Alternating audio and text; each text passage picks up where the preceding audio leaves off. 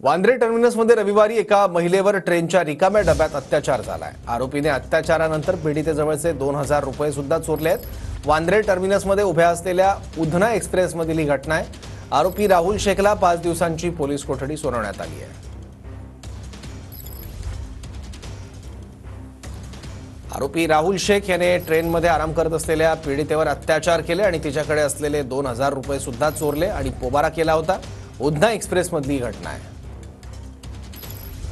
Security इस पर कैसी है और पुलिस कैसे काम करती है इधर? सर सिक्योरिटी के नाम पे ना एकदम जीरो है। जीआरपी जो है इधर बेस्ट है। जीआरपी बहुत अच्छे से काम कर रही है।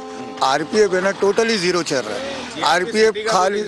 आरपीएफ है ना खाली ये देखो सामने टोल है, रोड के ऊपर में आरपीएफ का काम नहीं है। आरपीएफ का काम प्लेटफॉर्म के ऊपर है।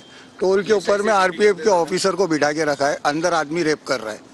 आरपीएफ खाली आ रही है, जहाँ से पैसा मिल रहा है आरपीएफ खाली वहाँ जाते हैं। आप ये ब्रिज के नीचे जाओ, सब पार्सल वालों से, टेम्पो वालों से, ट्रक वालों से खाली पैसा लेने का काम है। तो इस तरीके से कोई तरीका होता है ये काम करने का? करना है तो जो करना है वो करो ना। अपना अंदर का जो काम था वो तो हुआ नहीं।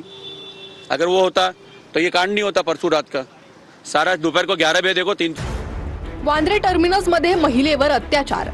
वांद्रे टर्मिनस मध्ये उभ्या असलेल्या उधना एक्सप्रेस मध्ये 55 वर्षीय महिलेवर अत्याचार झालाय।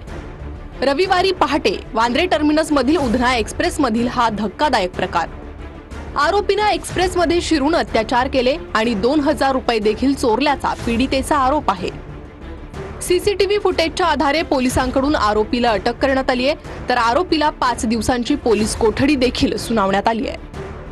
पीडित आपल्या 19 वर्षीय मुलासोबत उत्तर भारतातून मुंबईला आली होती। मुंबईत आल्यावर महिलेने मुलासोबत रात्र वांद्रे टर्मिनस मध्येच काढली। दोघेही प्लॅटफॉर्म 6-7 वर उभ्या असलेल्या रिकाम्या उधना एक्सप्रेस मध्ये झोपले होते।